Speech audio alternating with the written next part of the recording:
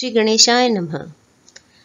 सभी प्रभु भक्तों को जीवन प्रकाश चैनल की तरफ से राधे राधे। आज हम वैशाख मास महात्म्य का 23वां अध्याय करेंगे। 22वें अध्याय में हमने व्याघ्र के पूर्व जन्म की कथा सुनी कि किस वजह से उसे व्याघ्र की योनि मिली।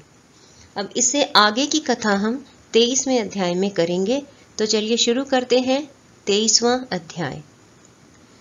व्याघ्र कहने लगा कि महात्मन, भगवान विष्णु कैसे हैं, उनको कैसे जाना जा सकता है, और वैशाख धर्म क्या है जिससे भगवान प्रसन्न होते हैं। व्याघ्र के इस प्रकार पूछने पर मुनि कहने लगे कि सर्वशक्तिमान, निर्गुण, निश्चेष्ट, अनंत, सच्चिदानंदन स्वरूप हैं और संपूर्ण चराचर विश्व के स्वामी हैं। अब मैं उनके लक्षण बताता हूँ जिससे उत्पत्ति, स्थिति, संहार, आवृत्ति, नियम, प्रकाश, बंध और मोक्ष होते हैं। पंडित लोग उसी ब्रह्म को विष्णु कहते हैं। ब्रह्मादिक देवता सब उन्हीं के आश्रित हैं। इतनी कथा सुनकर व्याघ्र कहने लगा कि हे ऋषि, प्राण सर्वश्रेष्ठ क्यों माने गए हैं, यह बात मेरी समझ में नहीं आई।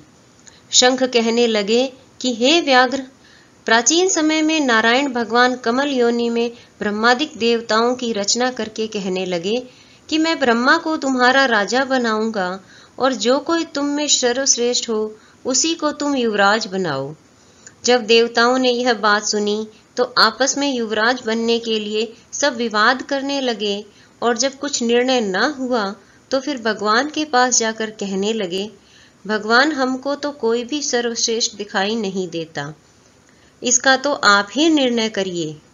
भगवान ने हंसकर कहा कि मेरे विराट रूप में से जिसके निकलने से शरीर गिर पड़े और फिर प्रवेश करने से शरीर खड़ा हो जाए, वही श्रेष्ठ है। तब जयंत भगवान के पैरों से निकल गया तो वह शरीर पंगु तो हो गया परंतु गिरा नहीं।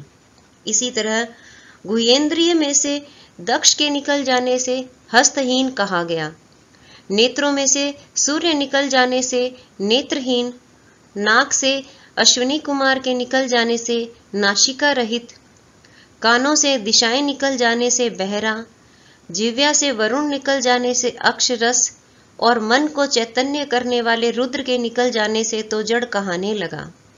परंतु देह गिरी नहीं, वरन पूर्ववत सब कार्य होते रहे।